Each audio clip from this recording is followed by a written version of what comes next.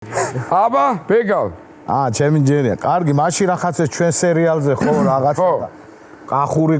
კახურზე მოყვა მე მოგეგისთან გადავალ მაშინ და მეგრულს მოყვა. კი ბატონო, მიდი ოქრო. მოგელი.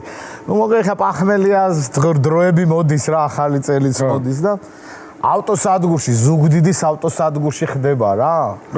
შევა რა, კაროჩე, ტიპი შევა რუსია რა, იქ რაღაცა თუ რა, აი კაცხოვრებია, გახეთ ქვაზია, თავის მაყუთი არა აქვს რა, რა ქნას რა. პახმელია. პახმელიაზია, მაყუთი არა აქვს და ბაკალს მოიპარავს რა და ჩააფსავს.